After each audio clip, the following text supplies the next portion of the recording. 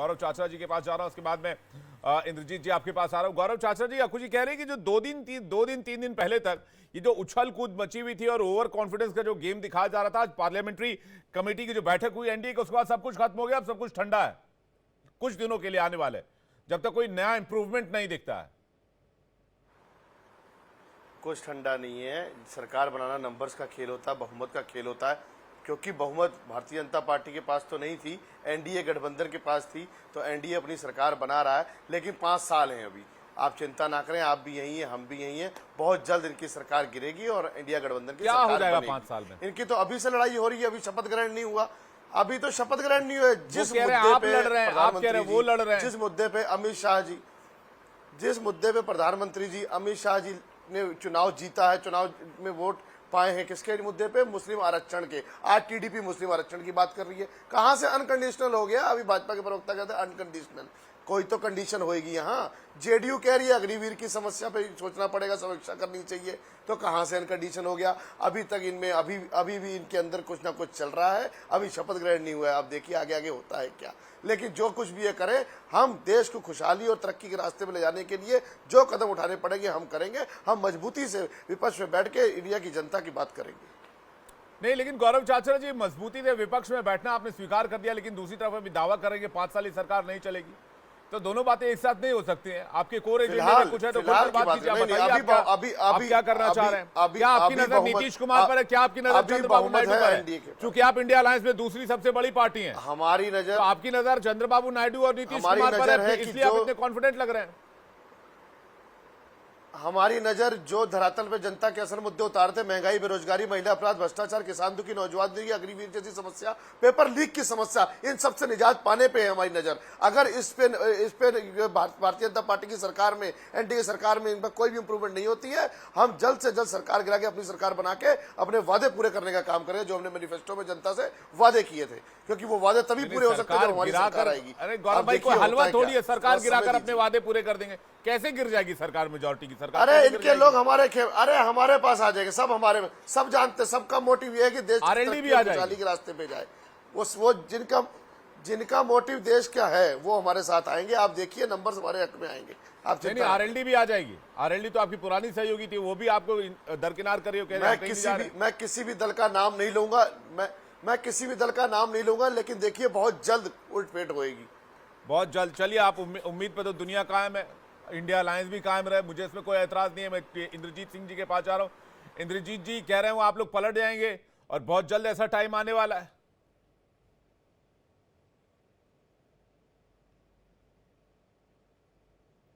इंद्रजीत जी, शायद आपका mic mute है, एक बार चेक कीजिएगा।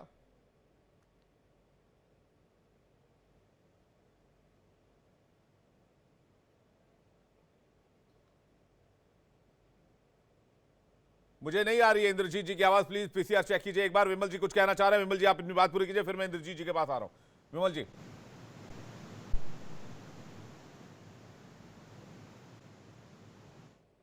उन्होंने कहा कि बहुत जल्द हम सरकार गिराएंगे। अरे आप अपने घटक दल को संभालिए, आपके घटक दल आपके साथ जो है रहना नहीं चाह रहे हैं। बहुत जल्द जो है, आपके चैनल पे ऑन कैमरा बोल रहा हूं कि बहुत जल्द आपके घटक दल के कुछ सदस्य जो है एनडीए में शामिल होंगे।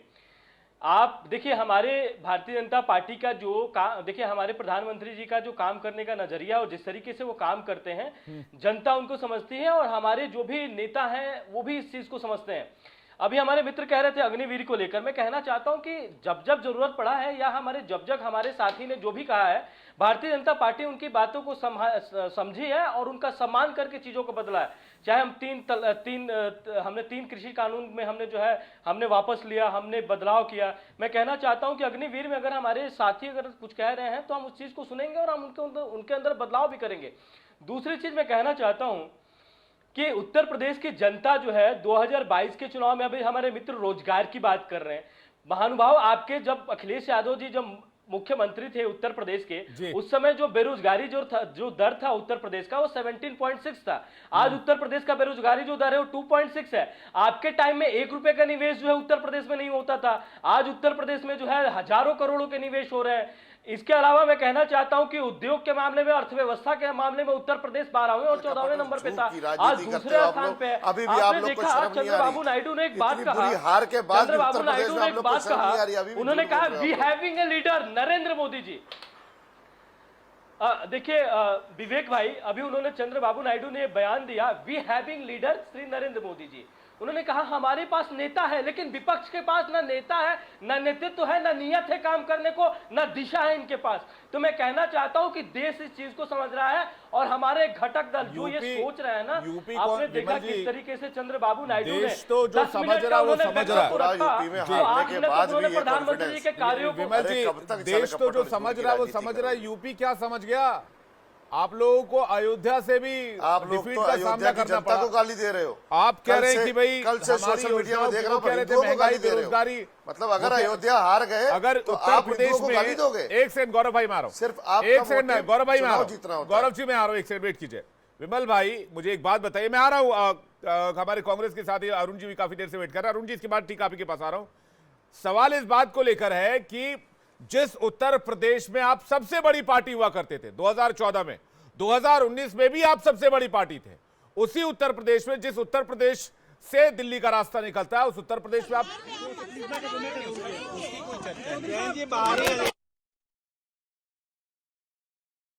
तो लोगों ने वहां पर इंडिया अलायंस की बात सुनी। कांग्रेस जो एक सीट पर पहुंच गई थी, उस कांग्रेस का कद बढ़ गया और तीसरी सबसे बड़ी पार्टी बन गई। देखिए विवेक जी, भारतीय जनता पार्टी के कार्यकर्ता, हमारे भारतीय जनता पार्टी के नेतृत्वकर्ता और भारतीय जनता पार्टी के हमारे जो जनप्रतिनिधि हैं, उसमें हम समीक्षा कर रहे हैं कि हमसे चूक कहां हुई और हमसे गलती कहां हुई, हम लोगों तक कहां नहीं पहुंच पाए, तो हम उसकी समीक्षा कर रहे हैं। लेकिन मैं कहना चाहता हूं कि हम जहां भी चुनाव हारे हैं, बहुत कम मार्जिन से चुनाव हारे हैं। अगर आप वोट परसेंटेज की बात करते हैं तो देखिए, तब हम लोग कई जगह पर है, हमारा वोट परसेंटेज कम है। मैं दूसरी चीज में कहना चाहता हूं कि हमारे समाजवादी पार्टी के मित्र कह रहे थे, आपने देखा चंद्रबाबू नायडू ने एक बहुत अच्छा बयान दिया, 10 मिनट का उन्होंने जो है वक्तव्य रखा अपना पार्लियामेंट के अंदर, सेंट्रल हॉल के अंदर। 8 मिनट तक उन्होंने प्रधानमंत्री जी के कार्यों को और प्रधानमंत्री जी के द्वारा जो नेतृत्व कार्य किया गया 10 सालों का, उन्होंने अपना ब्यौरा रखा। मैं कहना चाहता हूं कि आज देखिए चिराग पासवान जी जो कह रहे हैं कि हमारी कोई जो है, अभी हमारे मित्र कह रहे थे, मैं कहना चाहता हूं कि आप जाके जो है, बहुत सारे ऐसे मीडिया चैनल हैं जिनके आप जाके यूट्यूब पे देख सकते हैं। चिराग पासवान जी ने भी कहा था कि हम अनकंडीशनल तरीके से जो हम प्रधानमंत्री जी के साथ निस्वार्थ भाव से उनके साथ जुड़े हुए हैं।